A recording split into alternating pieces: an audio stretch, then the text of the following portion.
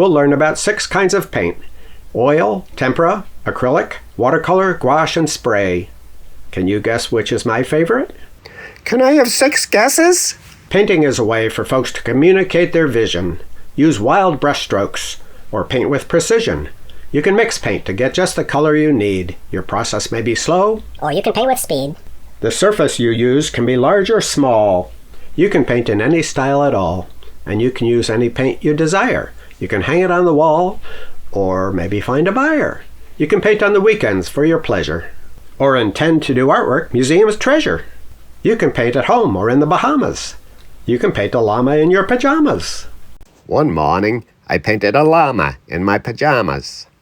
How I got on my pajamas, I'll never know. Any subject you select is fair game. What will you put in your frame? Let's cover some of the things that different paint media have in common. Pigments. That's the color factor. Some pigments are sourced from nature, like minerals and clay. Others are chemically made. Powdered pigment is mixed with binding agents like polymer, oil, or gum arabic to become paint. Pigments! This program has been brought to you by the candy that's dandy! Pigments! The only mint that's shaped like a pig! Ooh, me? Stop! Pigments is not a candy! It's defined as the ingredients in paints that give them color. Right? Oink! Ways to apply paint. Brushes are the most common. Not as pointy as a pencil, but that's because painting is about patches of color, not line. Painting with a brush is fun, but remember to wash your brush when you're done. Another way to apply paint is with a palette knife. The flat side lays down thick patches of paint.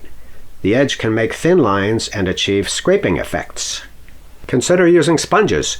You can apply the paint with them, but also make textures for things like foliage. Fluid art is when paint is dripped or poured. Pour some paint, pour some more to direct the flow. Tilt your surface. This is fun. Jackson Pollock started this technique. I know, Pollock sounds like a fish, but he was a painter, not a fish. Although he drank like one. Remember to use a drop cloth or paint outside where the spatter doesn't matter. One more tip. Don't forget to clean your brushes. Your brush won't appreciate getting a dried out yucky hairdo. What to paint on? Canvas. That's a rough cloth stretched over a wooden frame.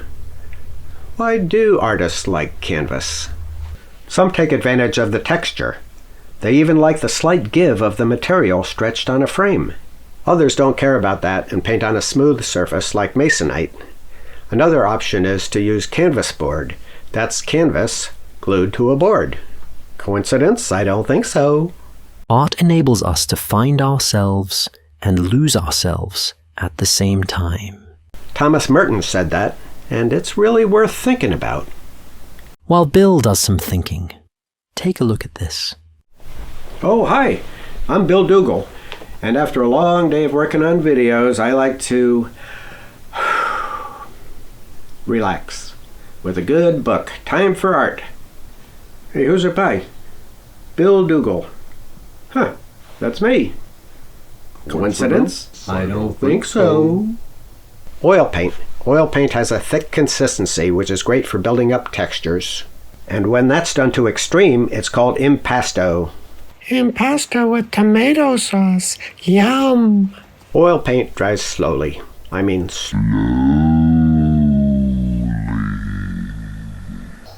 That's an advantage for artists that like to take their time perfecting their blends. Artists often start with a thin layer of underpainting before they put on the heavy paint and the precise colors. If you want a thin oil paint, you have to mix in mineral spirits. One plan is to paint areas, let them dry, then paint over with details or glazes. Another plan is to paint wet on wet, sometimes mixing right on the surface. So I wanted to talk about getting your paint mixed up. So I looked up some synonyms for mixed up. Got some pretty crazy words here. Bewildered, befuddled, stupefied, muddle-headed, flummoxed, discombobulated. Well, remember, next time you do a painting, remember to discombobulate your paint first before it dries. Warning, it's hard to clean up. Man, I got some on my hands. I had to use thinner to get it off. I put some thinner on my belly too. Didn't make it any thinner though. Acrylics are basically liquid plastic with pigments mixed in. Because they dry quickly, artists tend to work thin. Ha! I can't do that. Acrylics stick to anything and they last forever. Hey! If I did an acrylic self-portrait, maybe I'd last forever. Acrylics are great for flat colors, but you can blend on the fly. If you can find a fly.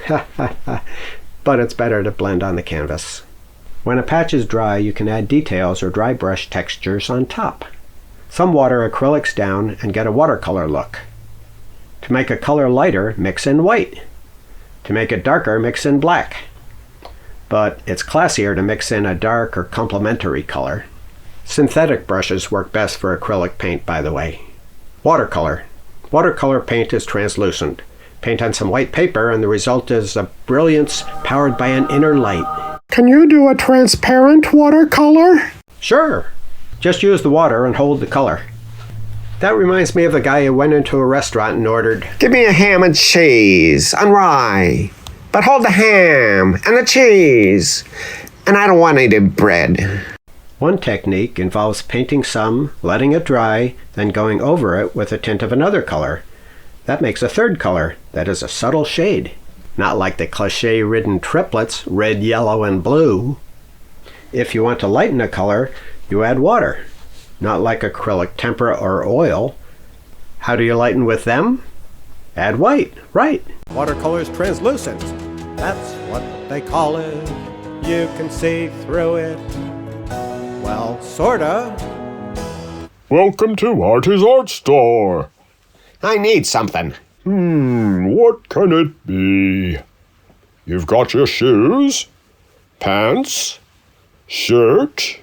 What, no hat? How about a beret? I don't need no stinking beret. Art is in the head, not the hat. I need watercolor paint. Well, we have a lot in store. Set? No, I'm not all set. I need some. That's why I'm here. Why are you here? You're not being very helpful. I mean, we have watercolor sets. Also, individual tubes.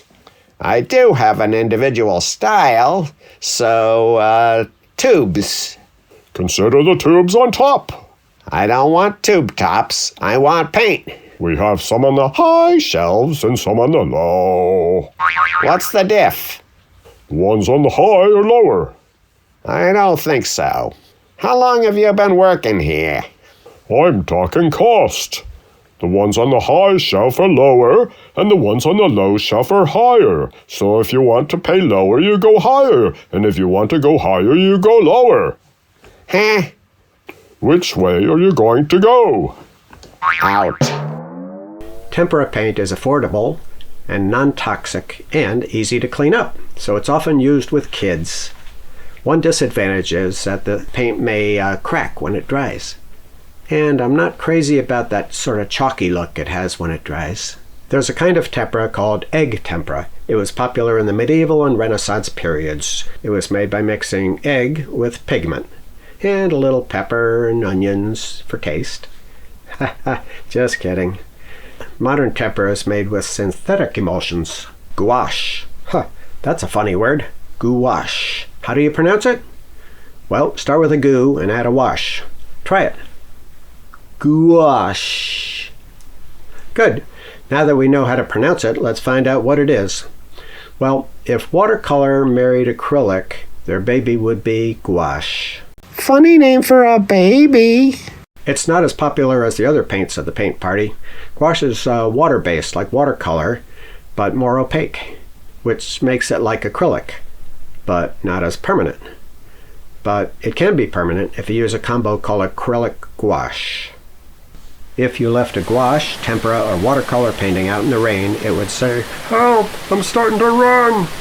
An acrylic painting would say, "No problem." Illustrators like it because it dries with a nice flat color and a nice matte finish. Gouache is versatile. It can be thinned down like watercolor or used thick like acrylic or oil. Spray paint. It's often been used for cars and furniture, but artists have adopted it.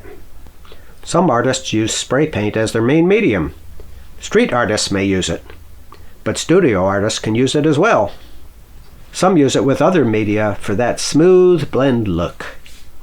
It's best for large works, and very large works like murals.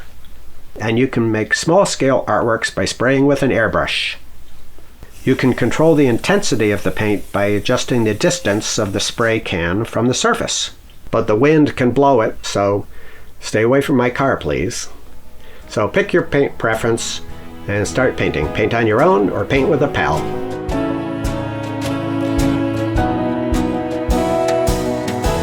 Watercolor's a fun way to make art. Buy some supplies and start.